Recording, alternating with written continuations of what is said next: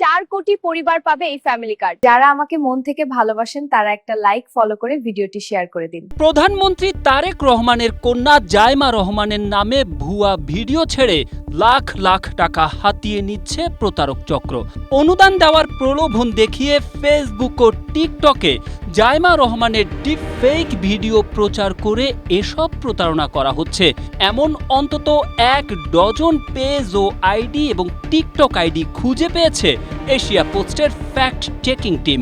সেখানে কয়েকশ video upload করা হয়েছে।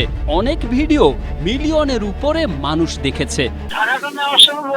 5,75,919 টাকা পেয়েছেন, 5,19,775 টাকা পাইছেন। যে আপনি আমার 5,500 টাকা পাঠাই দেন, আর 5,19,775 টাকা আমি আপনাকে পাঠাই দিচ্ছি।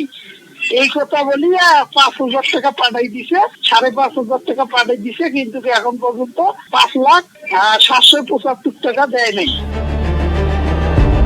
এমন শত শত সহজ সরল মানুষকে ধোঁকা দেওয়া হচ্ছে প্রধানমন্ত্রীর কন্যা জাইমা রহমানের ভুয়া ভিডিও প্রচার করে। ফ্যামিলি কার্ডের নিবন্ধন, পরিবারের সদস্যদের জন্মদিন কিংবা ঈদ উপলক্ষে গরিব পরিবারকে আর্থিক সাহায্যের নামে ফাঁদে ফেলে টাকা হাতিয়ে নিচ্ছে তারা।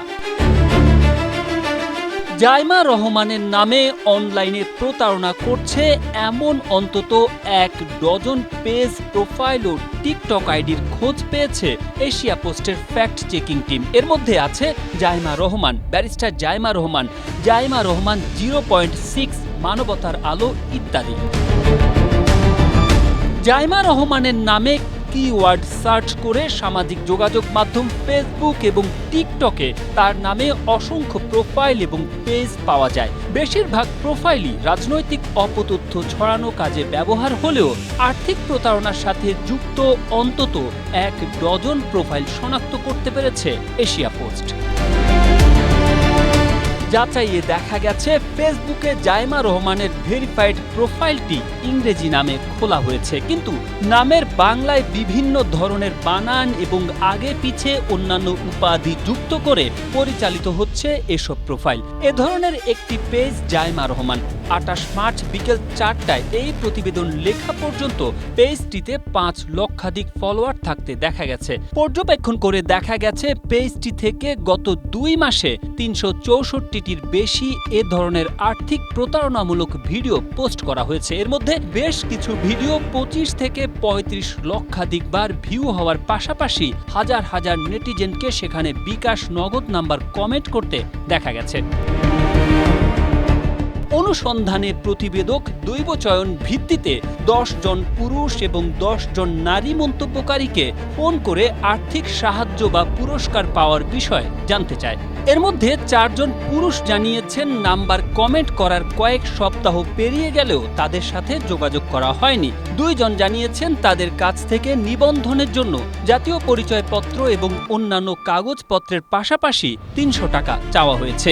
1 জন জানিয়েছেন তার স্ত্রী 6 শতাধিক টাকা পাঠিয়েছেন নিবন্ধনের জন্য। অন্যদিকে নাম্বার মন্তব্য করা নারীদের ফোন করা হলে 5 জন নারী সর্বোচ্চ 5,575 টাকা থেকে সর্বনিম্ন 300 টাকা হাতিয়ে নেওয়ার অভিযোগ করেছেন। বাকি 5 জনের মধ্যে 2 জন এখনো পর্যন্ত যোগাযোগ করা হয়নি বলে জানিয়েছেন এবং 3 জনের সাথে কথা বলা সম্ভব হয়নি। তবে প্রচারিত ভিডিওগুলোর মধ্য থেকে কয়েকটি এআই কন্টেন্ট শনাক্তকরণ সাইট যেমন হাইপ মডারেশন সাইট ইঞ্জিন ও ডিপ ওয়ারে আপলোড করে সবগুলোই এআই হিসেবে নিশ্চিত হওয়া গেছে। Tarek Ahmed, Asia post.